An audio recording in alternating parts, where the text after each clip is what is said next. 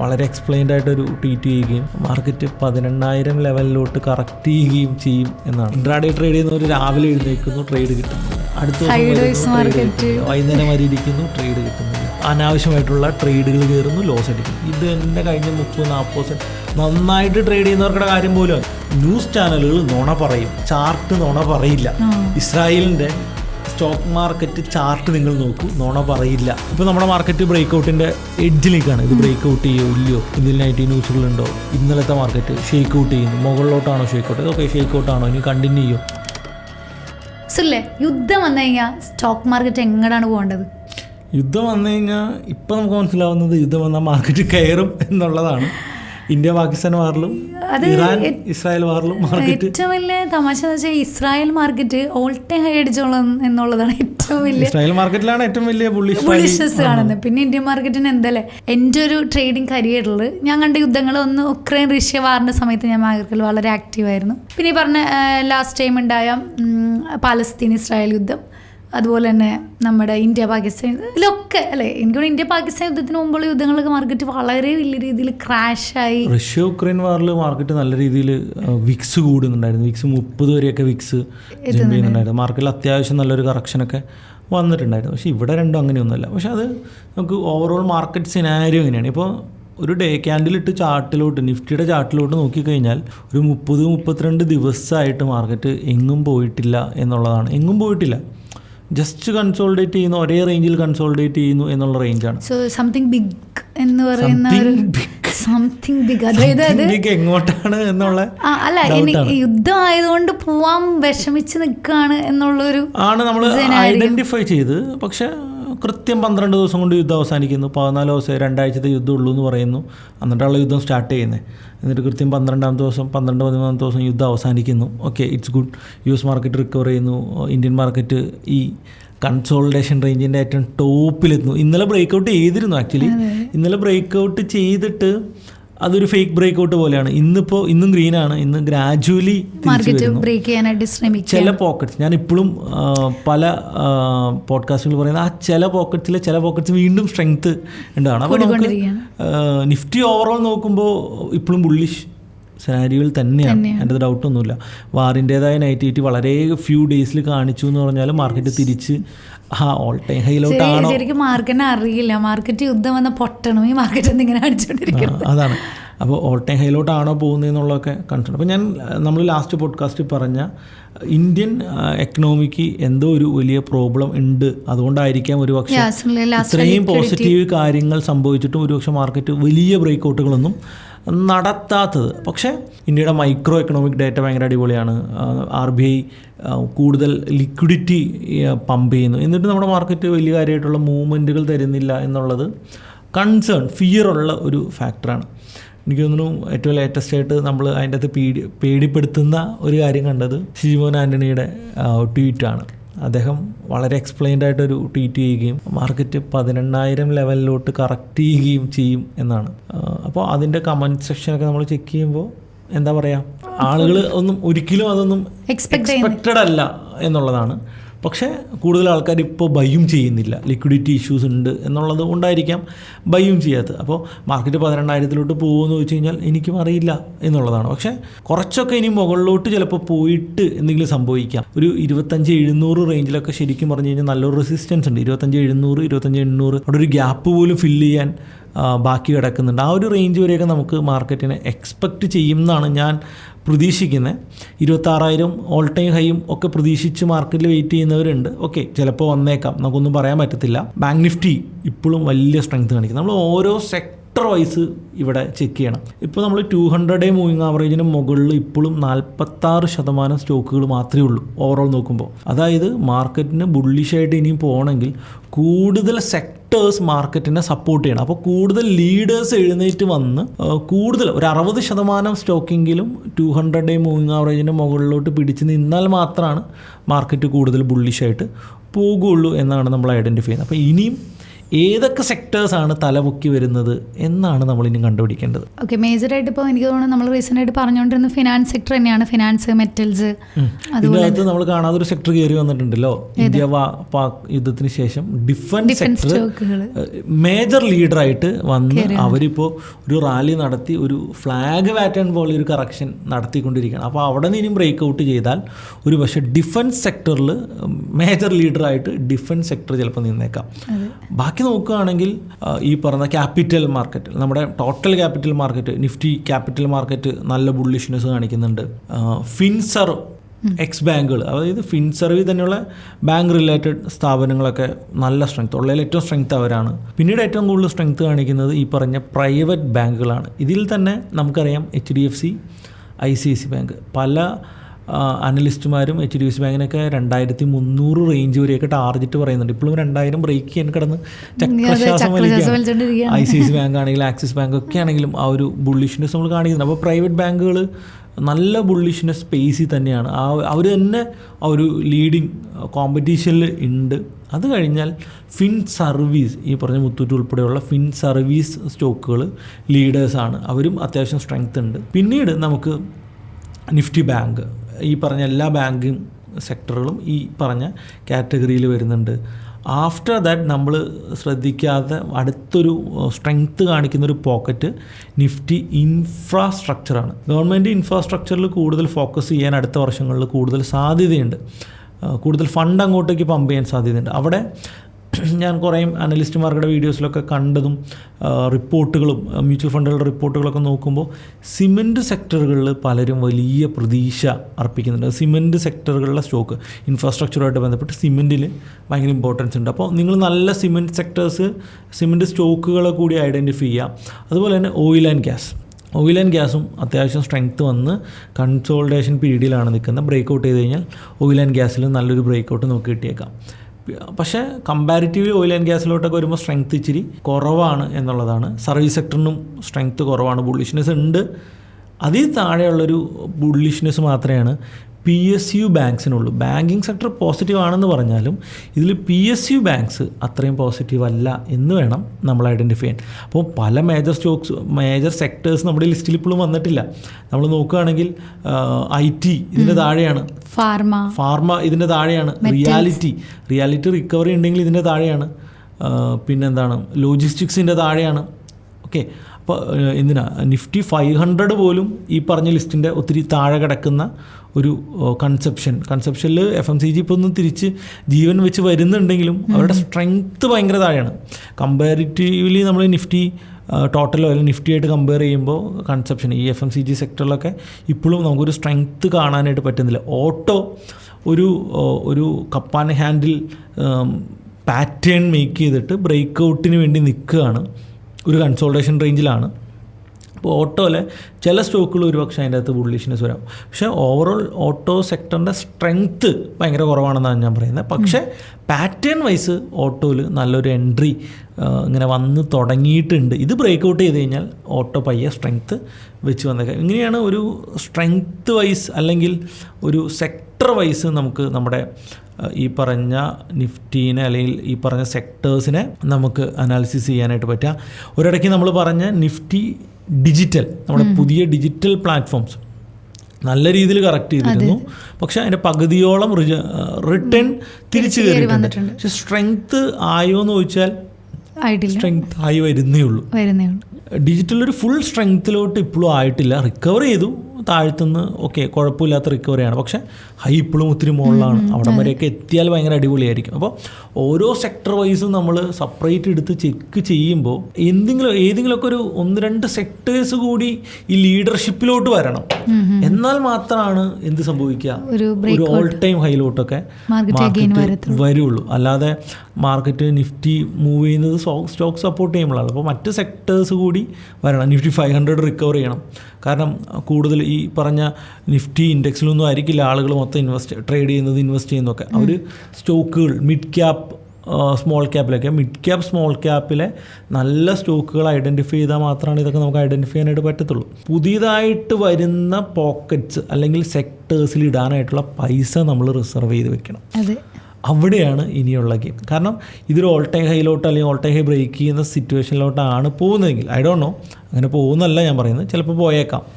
അങ്ങനെയാണ് പോകുന്നതെങ്കിൽ ഉറപ്പാണ് മാർക്കറ്റിൽ പുതിയ 1-2 സെക്ടേഴ്സ് കൂടി പോസിറ്റീവായിട്ട് ഒരു അടുത്ത ദിവസങ്ങളിൽ തന്നെ അല്ലെങ്കിൽ അടുത്ത മാസങ്ങളിൽ തന്നെ പോസിറ്റീവായിട്ട് വരാം. അപ്പോൾ ആ സമയത്ത് ആ സെക്ടേഴ്സിനെ ഐഡൻറ്റിഫൈ ചെയ്ത് കൃത്യമായി ബാക്കിയിരിക്കുന്ന പൈസ അതിൻ്റെ അകത്തേക്ക് ഇടാൻ പറ്റണം. വളരെ കുറച്ച് ഒരു പോർട്ട്ഫോളിയോൻ്റെ ഒരു 10% ഇപ്പോഴും ക്യാഷായിട്ട് വെക്കുക. എനിക്ക് തോന്നുന്നു നമ്മുടെ ഒരു 5% ക്യാഷായിട്ട് നമ്മൾ വെച്ചിട്ടുണ്ട്. എനിവേസ് അതിന് വേണ്ടിയിട്ടാണ് നമ്മൾ വെയിറ്റ് ചെയ്യുന്നത്. എനിക്ക് തോന്നുന്നു ഈ യുദ്ധത്തിന് മുമ്പ് നമ്മൾ 27,000-ലേക്കോ മാർക്കറ്റ് എന്നുള്ള രീതിയിലൊക്കെ നമ്മൾ സംസാരിച്ചിരുന്നു. പെട്ടെന്നാണ് യുദ്ധം വരുന്നത്, മാർക്കറ്റ് കൺസോളിഡേറ്റ് ചെയ്യുന്നു. ഓക്കെ, അപ്പോൾ ആ ഒരു റാലി വെയിറ്റ് ചെയ്ത് ഇരിക്കുകയാണ് മാർക്കറ്റ് എന്നാണ് നമ്മൾ മനസ്സിലാക്കാൻ. ഞാൻ ഓൾ ടൈം ഹൈ ഇപ്പോഴും പ്രതീക്ഷിക്കും, ഒരു 26,000 ഇപ്പോഴും ഞാൻ പ്രതീക്ഷിക്കുന്നു. അല്ലെങ്കിൽ ഷിജു സാറൊക്കെ ഓൾറെഡി 18,000 ട്വീറ്റ് ചെയ്ത സ്ഥിതിക്ക് സാർ നാളെ പോകുന്നല്ല, മാർക്കറ്റിൽ ഒരു ഫിയർ ഫാക്ടർ ഉണ്ട് എന്നാണ് സാർ ഉദ്ദേശിച്ചത്. പക്ഷേ എനിക്ക് തോന്നുന്നു മോസ്റ്റ് ഓഫ് ദി റീറ്റെയിലേഴ്സിന്റെ റെസ്പോൺസ് കാണുമ്പോൾ അതിനെക്കുറിച്ച് നമുക്ക് ഡീറ്റെയിൽ ആയിട്ട് ഡിസ്കഷൻ ചെയ്യാം.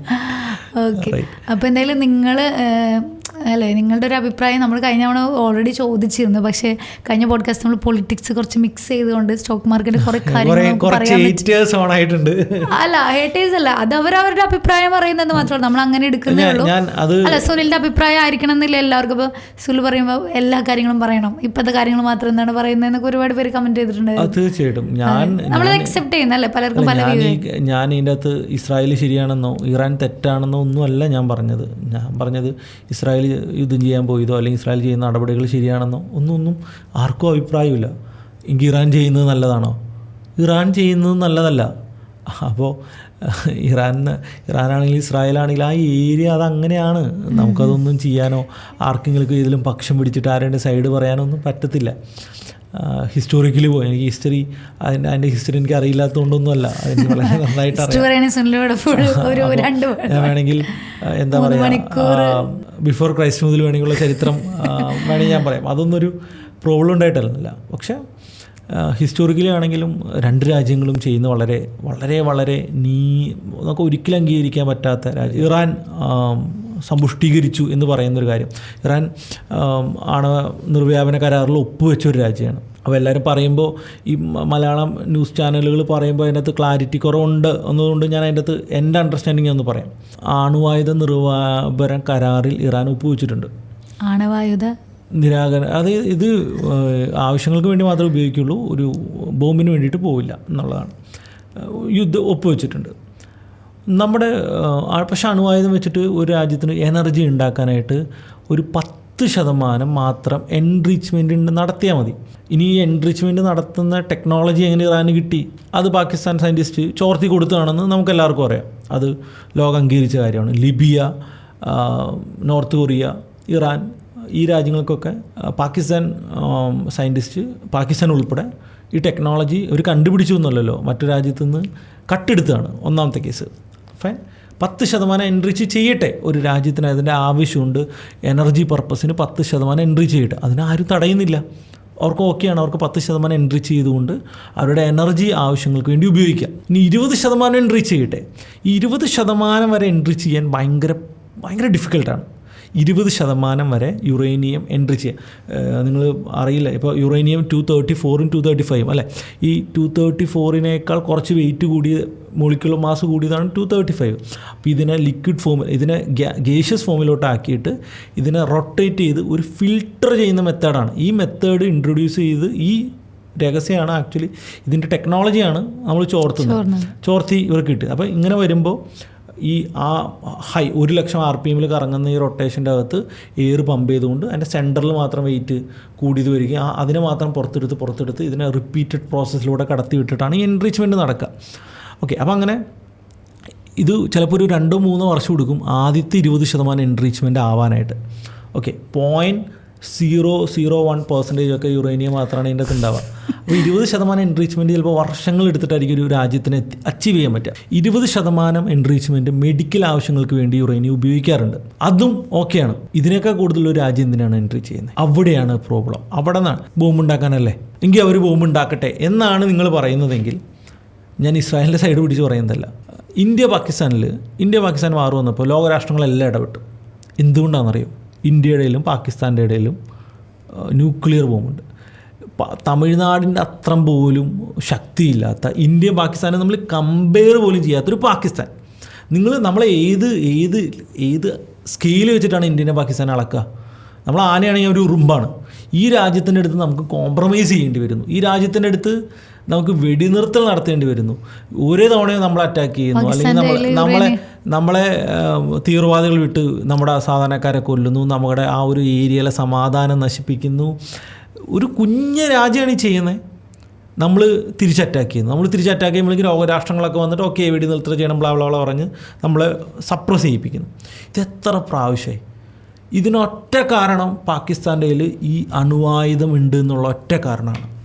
ഇതില്ലായിരുന്നെങ്കിൽ ഒരാൾ തിരിഞ്ഞു നോക്കത്തില്ല, പാകിസ്ഥാനെ മൈൻഡ് കൂടി ചെയ്യില്ല. പാകിസ്ഥാന് ഈ ഒരു വാല്യൂ കിട്ടുന്നത് അവിടെ അണുവായുധമുള്ളതാണ്. അപ്പോൾ ഒരു രണ്ട് രാജ്യത്തിൻ്റെ ആസ്പെക്ട്സിൽ നിന്ന് കാണുകയാണ്. ഓക്കെ, ഇങ്ങനൊരു യുദ്ധം ഉണ്ടാകുമ്പോൾ നാളെ ഇറാൻ്റെ കയ്യിൽ അണുവായുധം ഉണ്ടെങ്കിൽ ഇത് ഇസ്രായേലിൻ്റെ കയ്യിലുണ്ടേ. ഇസ്രായേൽ പരസ്യമായിട്ട് അംഗീകരിച്ചിട്ടില്ല. ഓക്കെ, അവർ നേടിക്കഴിഞ്ഞു. ഇറാൻ്റെ കയ്യിലൂടെ ഉണ്ടായിക്കഴിഞ്ഞാൽ ഇത് ഇസ്രായേലിന് മോശമാണ്. ഇസ്രായേലിന് ഇറാൻ്റെ അടുത്ത് ഭാവിയിൽ മുട്ടുമടക്കേണ്ടതായിട്ട് വരും എന്നുള്ളത് കൊണ്ട് ഏതൊരു രാജ്യം ഇതിനെ തടയാനായിട്ട് ശ്രമിക്കുക. ഇതാണ് ഇതിൻ്റെ റിയൽ ആയിട്ടുള്ള പൊളിറ്റിക്സ്. നമുക്ക് മാർക്കിലേക്ക് തിരിച്ചു വരാം. യെസ്. അപ്പോൾ ഞാൻ എൻ്റെ അടുത്ത് കമൻറ്റ് ചെയ്ത ആളുകൾ ഞാനൊരു രാജ്യത്തിൻ്റെ സൈഡ് പറയുന്നതോ ഒന്നുമല്ല. ലോകത്ത് ഇനിയും കൂടുതൽ രാജ്യങ്ങൾ ഇത്തരത്തിലുള്ള ആറ്റം ബോംബുകളോ അണുബോംബുകളോ ഉണ്ടാക്കി കഴിഞ്ഞാൽ അത് ലോക സമാധാനത്തിന് വലിയൊരു പ്രോബ്ലമാണ്. വളരെ കുറച്ച് രാജ്യങ്ങളുടെ കയ്യിൽ മാത്രമേ ഇപ്പോൾ ഉള്ളൂ. അതുകൊണ്ടാണ് ഇത് ആരും എടുത്ത് ഉപയോഗിക്കാത്തത്. ഇത് കൂടുതൽ രാജ്യങ്ങളിലോട്ട് പോയി കഴിഞ്ഞാൽ, പ്രത്യേകിച്ച് ഇറാൻ പോലെ ഒട്ടും സ്ഥിരതയല്ലാത്തൊരു ഗവൺമെൻറ്, സ്ഥിരത എന്ന് പറഞ്ഞാൽ കണ്ടിന്യൂഷൻ മാത്രമല്ല, ഒത്തിരി യുദ്ധങ്ങൾ ചെയ്യുന്ന, കണ്ടിന്യൂസ് ആയിട്ട് യുദ്ധങ്ങളിൽ ഇടപെടുന്ന ഒരു രാജ്യം, എല്ലാ തീവ്രവാദി ഗ്രൂപ്പുകൾക്കും സപ്പോർട്ട് ചെയ്യുന്ന, ഒരു രാജ്യത്തെ ഭൂമുഖത്ത് നിന്ന് തുടച്ചു നിൽക്കുമെന്ന് പരസ്യമായിട്ട് പ്രഖ്യാപിക്കുന്ന ഒരു രാജ്യം. ഇങ്ങനൊരു രാജ്യത്തിൻ്റെ കയ്യിലൊക്കെ ഒരിക്കലും ഇത് വരരുത്. എനിക്ക് തോന്നുന്നു ഇസ്രായേലിൻ്റെ പോലും ഇത് വരരുതായിരുന്നു. പക്ഷേ അത് അമേരിക്കയുടെ സപ്പോർട്ടോടുകൂടി അവർ നേടിയെടുത്ത തന്നെയായിരിക്കും. ഇറാനെ പോലൊരു രാജ്യത്ത്, പാകിസ്ഥാൻ്റെ കയ്യിൽ ഈ ഇഷ്യൂ തന്നെയല്ല, പാകിസ്ഥാൻ്റെ കയ്യിലൊന്നും ഇത് ഒരിക്കലും വരാതെ ഇന്ത്യ അന്ന് ശ്രദ്ധിക്കണമായിരുന്നു. ഇന്ത്യക്ക് അത് പറ്റിയില്ല എന്നുള്ളതാണ്. അപ്പം ഇന്ത്യയെ പോലും ലോകരാഷ്ട്രങ്ങൾ ആ രീതിയിലാണ് ആ സമയത്ത് കണ്ടത്.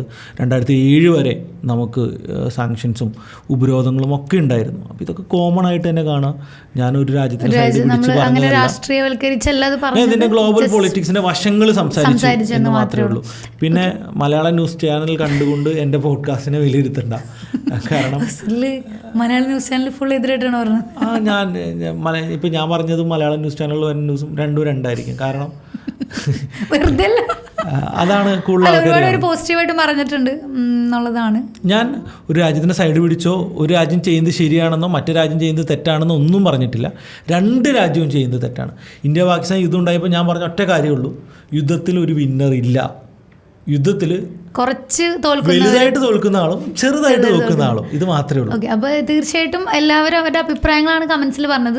അത് ഒരുപാട് അല്ല, ഞാൻ ഒന്നും മനസ്സിലാക്കാതെ സംസാരിക്കുന്നതല്ല, ഇതിന്റെ റിയൽ പ്രോബ്ലം ഐഡന്റിഫൈഡ് ആണ് എന്നാണ് ഞാൻ സംസാരിച്ചത്. ഓക്കെ, തീർച്ചയായിട്ടും ഇപ്പോൾ മാർക്കിലേക്ക് തിരിച്ചു വരുമ്പോൾ ശരിക്കും ഒരു സൈക്കോളജി വൈസ് ഞാൻ ചോദിക്കാമെന്ന്. അതായത് ഇതിനു മുമ്പുണ്ടായ യുദ്ധങ്ങളൊക്കെ എല്ലാവരും എക്സ്പെക്ട് ചെയ്യുന്നത്, റീറ്റെയിലേഴ്സ് എക്സ്പെക്ട് ചെയ്യുന്നത്, ഇതിൻ്റെ അകത്ത് ഞാൻ പറയുന്നത് നിങ്ങൾ മീഡിയയുടെ പിന്നാലെ പോകണ്ട. ഈ മാർക്കറ്റിൻ്റെ കേസിലാണ് ഞാൻ പറയുന്നത്. ഇപ്പോൾ വാർ വരുന്നു, കുറേ ന്യൂസ് വരുന്നു, അല്ലെങ്കിൽ ട്രംപ് എന്തെങ്കിലും പറഞ്ഞു പിന്നെ ന്യൂസ് വരുന്നു. മീഡിയ പറയുന്നത് 100% തെറ്റായിട്ടല്ലേ ഇപ്പോൾ വരുന്നത്. പക്ഷെ ചാർട്ട് നമ്മളോട് പറയുന്നത് 90% ശരിയാവുന്നുണ്ട്. ചാർട്ട് പറയുന്നത് തെറ്റിപ്പോണ്ട്, ബ്രേക്ക് ഫെയിലിയർ ആവുന്നുണ്ട്. അതിൻ്റെ അത് ഞാൻ ഇല്ല എന്നല്ല പറയുന്നത്. പക്ഷെ ന്യൂസ് വിശ്വസിച്ച് എങ്ങനെ ട്രേഡ് ചെയ്യും? അല്ല, അതാണ് ഞാൻ പറഞ്ഞു വന്നത്. സൈക്കോളജി വൈസ് നോക്കുമ്പോൾ retailers are expecting a huge gap down, right? അല്ല, ഇപ്പൊ എനിക്ക് യുക്രൈൻ റഷ്യ വന്ന സമയത്ത് ഞാൻ മാർക്കറ്റിൽ കണ്ടതാണ്. അത് കണ്ടിന്യൂസ് ഫാളാണ്. അന്നൊന്നും എന്താ പറയാ, അത്രയും നമുക്ക് അത് തിരിച്ച് നോർമലൈസ്, കാരണം യുദ്ധത്തിന്റെ ഒരു ആഘാതം കുറഞ്ഞപ്പോൾ.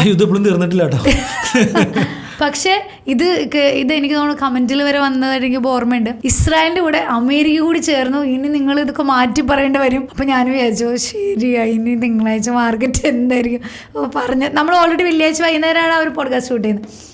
നമ്മൾ ഞെട്ടിച്ചുകൊണ്ട് മാർക്കറ്റ് അല്ലേ, മാർക്കറ്റ് വീണ്ടും. ഞാൻ ഈ തവണ ശ്രദ്ധിച്ച മറ്റൊരു കാര്യമുണ്ട്. ഇപ്പോൾ ഇന്ത്യ പാകിസ്ഥാൻ ഇഷ്യൂലാണെങ്കിലും ഇറാൻ ഇസ്രായേൽ വാറിലൊക്കെ ആണെങ്കിലും ശനിയും ഞായർ ഫ്രൈഡേ സാറ്റർഡേ സൺഡേയിലാണ് പ്രധാനപ്പെട്ട കാര്യങ്ങളൊക്കെ നടക്കുന്നത്. എനിക്ക് തോന്നുന്നു ഇത് ഫിനാൻഷ്യൽ മാർക്കറ്റുകളെ എഫക്ട് ചെയ്യാതെ ഒരു മനഃപൂർവ്വം ചെയ്യുന്നതാണോ എന്ന് പോലും എനിക്ക് തോന്നിപ്പോയി. ഇന്ത്യ പാകിസ്ഥാനിൽ ഞാനൊരു കാര്യം അങ്ങനെ പറഞ്ഞിട്ടുണ്ടായിരുന്നു അല്ലേ, പക്ഷെ അറിയില്ല. എന്നിരുന്നാലും അന്നാണ് ഇസ്രായേൽ ഓൾ ടൈം ഹൈ അടിച്ചത് എന്നാണ് എനിക്ക് തോന്നുന്നത് അല്ലേ. അല്ല, അവരെല്ലാ ദിവസവും ബ്രേക്ക് ചെയ്യുന്നുണ്ട്. സോ എനിക്ക് എപ്പോഴും ആ ഒരു മാനിപ്പുലേഷൻ എനിക്ക് ഫീൽ ചെയ്യുന്നതെന്നുള്ളതാണ്. അതാണ് ഞാൻ പറഞ്ഞത്. ന്യൂസ് ചാനലുകൾ നുണ പറയും, ചാർട്ട് നുണ പറയില്ല. ഇസ്രായേലിൻ്റെ സ്റ്റോക്ക് മാർക്കറ്റ് ചാർട്ട് നിങ്ങൾ നോക്കൂ, നുണ പറയില്ല.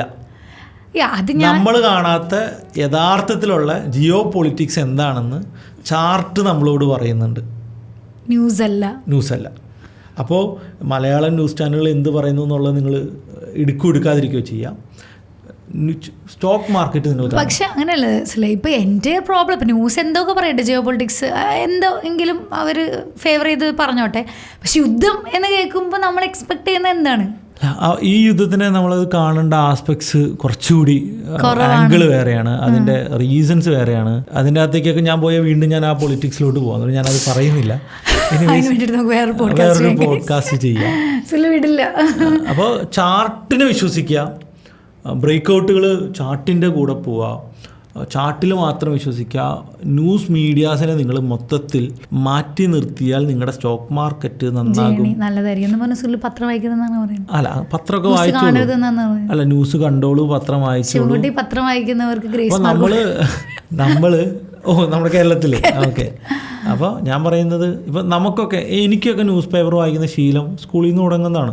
വീട്ടിൽ വായിക്കുമെങ്കിലും പണ്ട് മറ്റേ പഠിപ്പുര വരിക, അല്ലെങ്കിൽ ക്ലാസ്സിൽ ന്യൂസ് പേപ്പർ കിട്ടുക, അങ്ങനെയല്ല പല കുട്ടികളും ആദ്യമായിട്ട് പത്രം വായിച്ചൊക്കെ ചെയ്യുന്നത്. ഇപ്പോഴും ഉണ്ടെന്ന് തോന്നുന്നു സ്കൂളുകളിലൊക്കെ. അത് ഇടയ്ക്ക് സ്കൂളിലൊക്കെ ഒന്ന് പോയൊക്കെ അതറിയാം. പക്ഷേ നമുക്ക് ആരെയും വിശ്വസിക്കാൻ പറ്റില്ല എന്നും മീഡിയ പറയുന്നതല്ല സത്യം എന്നും ഇപ്പോഴാണ് നമ്മൾ പല കാര്യങ്ങളും റിയലൈസ് ചെയ്യുന്നത്. അപ്പോൾ നമ്മളൊരു ന്യൂസ് വായിക്കുമ്പോൾ ഇത് മീഡിയ പറയുന്ന ന്യൂസാണ്. നമ്മൾ പിന്നെ മലയാള മനോരമേനെ നമ്മൾ കളിയാക്കില്ലേ, വലിയ വ്യത്യാസമൊന്നുമില്ല. കൂടിയ മനോരമ കുറഞ്ഞ മനോരമ ഇത്രയേ ഉള്ളൂ, അല്ലാതെ ഒരു ന്യൂസ് ചാനലിൽ ഇത്രയൊക്കെ. അത് ശരിയാണ്. ഇപ്പോൾ ആളുകളിലേക്ക് വരുന്ന ആ ഒരു ന്യൂസ് നെഗറ്റീവ് അല്ലെങ്കിൽ പോസിറ്റീവ് നോക്കിയിട്ടാണ് അവർ മാർക്കറ്റിനെ വിലയിരുത്തുന്നത്. റോയിറ്റേഴ്സ് പോലുള്ള ഇന്റർനാഷണൽ മീഡിയാസ് നോക്കുകയാണെങ്കിൽ ഇതിനേക്കാൾ ഫാർ ബെറ്റർ ആണ് റോയിറ്റേഴ്സൊക്കെ. അപ്പോൾ ആ സാഹചര്യത്തിലൊക്കെ നമ്മൾ റോയിറ്റേഴ്സൊക്കെ വായിക്കാൻ ശ്രമിക്കുകയാണെങ്കിൽ, റോയിറ്റേഴ്സിൻ്റെ ആർട്ടിക്കിൾസ് വായിക്കുകയാണെങ്കിലൊക്കെ കുറച്ചുകൂടി ക്ലാരിറ്റി കിട്ടും. പിന്നെ സോഷ്യൽ മീഡിയ ഗിമ്മിക്സ് അതിനെയും കൂടി അവോയ്ഡ് ചെയ്യാം. തീർച്ചയായിട്ടും. ഇപ്പം ശരിക്കും ഞാൻ ഇഷ്യൂല് മാത്രമല്ല കേട്ടോ, മാർക്കറ്റിന്റെ മൊത്തത്തിലുള്ള സെനാരിയോനെ പറയുന്നത്. ഇപ്പൊ നമ്മുടെ മാർക്കറ്റ് ബ്രേക്ക്ഔട്ടിന്റെ എഡ്ജിലേക്കാണ്. ഇത് ബ്രേക്ക്ഔട്ട് ചെയ്യോ ഇല്ലയോ, എന്തെങ്കിലും ന്യൂസുകളുണ്ടോ, ഇന്നലത്തെ മാർക്കറ്റ് ഷേക്ക് ഔട്ട് ചെയ്യുന്നു, മുകളിലോട്ടാണോ ഷേക്ക് ഔട്ട്, ഇതൊക്കെ ഷേക്ക് ഔട്ട് ആണോ, ഇനി കണ്ടിന്യൂ ചെയ്യോ, ഇത്തരത്തിലുള്ള എല്ലാ കാര്യങ്ങളും നിങ്ങളെ മാനിപ്പുലേറ്റ് ചെയ്യാൻ വേണ്ടി മാത്രമാണ് ന്യൂസുകൾ ഉപയോഗിക്കുക. നിങ്ങൾ അതിൽ നിന്ന് മാറി നിൽക്കുകയാണെങ്കിൽ ചിലപ്പോൾ അത് കുറച്ചുകൂടി ഗുണം ചെയ്യും. അത് മാത്രമല്ല, ന്യൂ കമേഴ്സ്, പുതിയതായിട്ട് വരുന്ന ആളുകൾ, കുറച്ച് നാളത്തെ എക്സ്പീരിയൻസ് ഉള്ള ആളുകൾക്കൊക്കെ അത് ഈ മുംബൈയിലൊക്കെയുള്ള മ്യൂച്വൽ ഫണ്ട് മാനേജേഴ്സ് സ്റ്റോക്ക് മാർക്കറ്റിൽ നിന്ന് മാറി നിന്ന് ഡിസിഷൻ എടുക്കുന്നതായിട്ട് ഞാൻ കേട്ടിട്ടുണ്ട്. അവർ വല്ല ഫാം ഇപ്പം എന്തിനാ നമ്മുടെ നാട്ടിലുള്ള വേണ്ട, ദുബായ് അവിടെയൊക്കെയുള്ള വലിയ ഫണ്ട് മാനേജേഴ്സൊക്കെ മാർക്കറ്റിൽ ദലാൽ സ്ട്രീറ്റിൽ നിന്നൊക്കെ മാറിയിരിക്കും. എന്നിട്ട് ഡാറ്റകളും ചാർട്ടുകളും മാത്രം അനാലിസിസ് ചെയ്യും, ന്യൂസും മീഡിയ ഒന്നും കിട്ടാത്ത രീതിയിലൊക്കെ ചെയ്ത് മാർക്കറ്റ് ആ ഒരു ചൂടുമേത്ത് തട്ടാത്ത രീതിയിലുള്ള ഡിസ്റ്റൻസ് ഒക്കെ ഇട്ടുകൊണ്ട് ഡിസിഷൻസ് എടുക്കാറുണ്ട്. അതായിരിക്കും കുറച്ചുകൂടി എപ്പോഴും നന്നാവും. നമ്മൾ റെഗുലർലി മാർക്കറ്റ് നോക്കി നമ്മൾ ഭയങ്കര ടയേർഡായി, നിഫ്റ്റി ഇപ്പം അങ്ങോട്ട് പോകും ഇങ്ങോട്ട് പോകും, അയ്യോ എന്ത് പറ്റി, ഇങ്ങനൊരു ഫീൽ. ഇപ്പോൾ ഇൻട്രാഡേ ട്രേഡ് ചെയ്യുന്ന ഒരാൾക്ക് കഴിഞ്ഞൊരു മാസം അയാൾ ടയേർഡാണ്, അയാൾ മനസ്സ് മരവിച്ചു, ഓക്കെ. പക്ഷേ ഒരു പാർട്ട് ടൈം ട്രേഡർ, ഒരു സ്വിങ് മാത്രം ചെയ്യുന്ന ഒരു വലിയൊരു 5 കോടി ക്യാപിറ്റൽ ഉപയോഗിച്ച് സ്വിങ് ട്രേഡും ലോങ് ടൈം ഇൻവെസ്റ്റ്മെൻറ്റും ചെയ്യുന്ന ഒരാളെ സംബന്ധിച്ചോളം കഴിഞ്ഞൊരു മാസം ഹാപ്പിയാണ് അയാൾ. എൻ്റെ മാർക്കറ്റിൽ വലിയ ചെറുതായിട്ട് കയറുന്നുണ്ട്, ഓക്കെ, ഹാപ്പി, വലിയ പ്രശ്നങ്ങളൊന്നുമില്ല. ഇൻട്രാഡേ ട്രേഡ് ചെയ്യുന്നവർ രാവിലെ എഴുന്നേൽക്കുന്നു, ട്രേഡ് കിട്ടുന്നില്ല, അടുത്ത ദിവസം വരുന്നു, ട്രേഡ് കിട്ടുന്നില്ല, വൈകുന്നേരം വരെ ഇരിക്കുന്നു, ട്രേഡ് കിട്ടുന്നില്ല, ടെൻഷൻ അനാവശ്യമായിട്ടുള്ള ട്രേഡുകൾ കയറുന്നു, ലോസ് അടിക്കുന്നു. ഇത് തന്നെ കഴിഞ്ഞ 30-40% നന്നായിട്ട് ട്രേഡ് ചെയ്യുന്നവർക്കുടെ കാര്യം പോലും. ഞാൻ ഇതിൻ്റെ അത് 2 ആഴ്ച ഞാൻ റെസ്റ്റ് എടുത്തു, ഞാൻ എടുത്തില്ല, ഞാൻ ട്രേഡ് ചെയ്തില്ല, ഞാൻ മാറിയിരുന്നു, വേണ്ടാന്ന് വെച്ചു. പിന്നെ ഈ ആഴ്ചയാണ് വീണ്ടും ട്രേഡ്സ് റീസ്റ്റാർട്ട് ചെയ്ത്. അത്രയും ഡിഫിക്കൽട്ട് മാർക്കറ്റാണ് ഇത്. ഡിഫിക്കൽട്ട് അല്ല എന്ന് പറയുന്ന ആൾക്കാർ എന്താ പറയുക, ഈ പാർട്ട് ടൈം ഇടയ്ക്ക് വന്ന് ഓപ്ഷൻ ബൈ ഒക്കെ ചെയ്യുന്ന, അല്ലെങ്കിൽ പെട്ടെന്ന് ട്രേഡിങ് തുടങ്ങിയ, ഈ ഇടക്കാലം കൊണ്ട് തുടങ്ങിയ ആൾക്കാർ മാത്രമേ, കാരണം അവർക്കിടയിൽ ഒരു പ്രോപ്പറായിട്ടുള്ള സിസ്റ്റം ഉണ്ടാവില്ല, അല്ലെങ്കിൽ സ്കാൽപ്പേഴ്സ് ആയിരിക്കണം അവർ. അല്ല അത് മാത്രമല്ല, മൂവ്മെന്റ്സ് ഇടയ്ക്ക് വരുന്നുണ്ടല്ലോ. ഇപ്പോൾ താഴത്തോട്ടാണ് ഇതെന്താ ഈ കഴിഞ്ഞ 2 ദിവസങ്ങളിൽ നല്ലൊരു മൂവ്മെന്റ്സ് വന്നു എന്നല്ലാതെ ഇപ്പം ഇന്ന് നോക്ക് ജീവനേ ഇല്ല മാർക്കറ്റിന്. ഇന്നത്തെ മാർക്കറ്റിൽ ആർക്ക് ഈ ട്യൂസ്ഡേ, ഇന്ന് ബുധനാഴ്ച, ട്യൂസ്ഡേ അല്ല വെനസ്ഡേ മാർക്കറ്റിൽ ആർക്കാ ട്രേഡ് ചെയ്യാൻ പറ്റുക? ഭയങ്കര രാവിലെ മുതൽ ഒന്നും കെട്ടിപ്പൂട്ടി പിന്നെ കുറച്ച് സെല്ല് ചെയ്തിടാം, അല്ലെങ്കിൽ വല്ല സ്ട്രാങ്കിളോ സ്ട്രാഡിലോ. കഴിഞ്ഞ 2-3 ആഴ്ച സ്ട്രാഡിലും സ്ട്രാങ്കിളിലൊക്കെ സെല്ലായിരുന്നു. അപ്പോൾ മാർക്കറ്റ് അങ്ങനെയാണ്. അതെ, തീർച്ചയായിട്ടും നമ്മൾ ഇങ്ങോട്ട് പോഡ്കാസ്റ്റ് കുറച്ച് ലെങ്ത് ആയി പോകുന്നതാണല്ലേ, എല്ലാ കാര്യങ്ങളും ഇൻക്ലൂഡ് ചെയ്തുകൊണ്ട്. It's okay. നമ്മൾ കൂടുതൽ stock market sector vice analysis cover ചെയ്തുകൊണ്ടാണ് അത്ര ടൈം വന്നത്. തീർച്ചയായിട്ടും മാർക്കറ്റ് എന്തായാലും നല്ലതായിട്ട് 25,200 ബ്രേക്ക് ചെയ്ത് മോളിൽ പോട്ടെ. അതെ, പിന്നെ താഴത്തോട്ടെങ്കിലും ബ്രേക്ക് ചെയ്യട്ടെ, എങ്ങനെയെങ്കിലും ഒരു മൂവ്മെന്റ് വരട്ടെ. ആക്ച്വലി ഇനിയൊരു യുദ്ധം വരുമ്പോൾ ആൾക്കാർ പേടിക്കും, മാർക്കറ്റ് താഴത്തോട്ടാണോ മുകളിലോട്ടാണോ അല്ലേ. ഇനിയൊരു യുദ്ധം വരാതിരിക്കട്ടെ, അതൊന്നും ഓക്കെ ആയി പോട്ടെ. ഉദ്ദേശിച്ച് പറഞ്ഞതല്ല. ഇനിയൊരു യുദ്ധം വരാണെങ്കിൽ അത് ഇനിയൊരു chance, possibility China Taiwan issue ആണ്. അതിങ്ങനെ ആയിരിക്കില്ല ചിലപ്പോൾ, അത് കുറച്ചുകൂടി ഇറ്റ് ഡിപ്പെൻസ്, റൈറ്റ്. ഇപ്പോൾ ഓരോ സീരിയസ് ഇഷ്യൂ ആവാൻ ചാൻസ് ഉണ്ട്. അപ്പം എന്തായാലും അതുപോലെ തന്നെ ട്രംപ് ഇടയ്ക്കിടയ്ക്ക് വരുന്ന ഓരോ കോൺട്രവേഴ്സി, അമേരിക്കക്കാരെ പുള്ളിനെ ഒന്ന് ഓടിച്ചു തരാം. പുള്ളി അടുത്ത സമ്മാനത്തിൽ നോബൽ പ്രൈസ് എക്സ്പെക്ട് ചെയ്തിരിക്കുന്ന, അതുകൊണ്ട് ഇത് നിർത്തിയേ. പാകിസ്ഥാൻ നോബൽ സമ്മാനത്തിന് വേണ്ടിയിട്ട് സജസ്റ്റ് ചെയ്യുന്നു, പിറ്റേ ദിവസം കൊണ്ടുപോയി ബോംബിടുന്നു. അത്രയും നല്ല മനുഷ്യൻ. അതാണ് ഏറ്റവും വലിയ രസകരമാണ്. എന്തായാലും നമുക്ക് നോക്കാം ട്രംപ് എവിടെ വരെ പോവും, എന്താണ് പുള്ളി ഉദ്ദേശിക്കുന്നത്. ഒരു ഇത്രയും വലിയ രാജ്യത്തിന്റെ തലപ്പത്ത് മേടിച്ച് നല്ല മനുഷ്യനായിട്ട് റിട്ടയർഡ് അവാർഡും കൊടുത്ത് നമുക്ക് പറഞ്ഞു വിടാം. അപ്പൊ തീർച്ചയായിട്ടും എല്ലാവർക്കും സന്തോഷം. മാർക്കറ്റ് മുകളിലോട്ട് ബ്രേക്ക്ഔട്ട് ചെയ്യട്ടെ. അതെ, അല്ല അടുത്ത പോഡ്കാസ്റ്റിൽ നമ്മൾ പ്രതീക്ഷിച്ച് ബ്രേക്ക്ഔട്ട് വന്ന് ഗൈസ് എന്ന് പറയാൻ പറ്റട്ടെ എന്ന് വിചാരിക്കുകയാണ്. പക്ഷെ ഇപ്പൊ കറന്റ് നമുക്ക് അങ്ങനെ ഒരു പ്രഡിക്ഷൻ ഇല്ല എന്നുള്ളത് തന്നെയാണ്. കുറച്ച് സ്ട്രെങ്ത് കൂടുതൽ മുകളിലോട്ടാണ് എന്നുള്ളതാണ്. അപ്പൊ എന്തായാലും വീണ്ടും അടുത്തൊരു പോഡ്കാസ്റ്റ് ആയിട്ട് കാണുന്നവരേക്കും ഗുഡ് ബൈ. നമ്മുടെ പൊക്രാനിൽ നമ്മൾ ബോംബ് പൊട്ടിക്കുന്നുണ്ടല്ലോ, അത് ആ ടെക്നോളജി എങ്ങനെ നീ ഇതിനെ ശ്രദ്ധിക്കാത്തോണ്ടടി. എന്താ നോട്ട് ചെയ്യാത്ത ഒരു കാര്യം നീ പറ.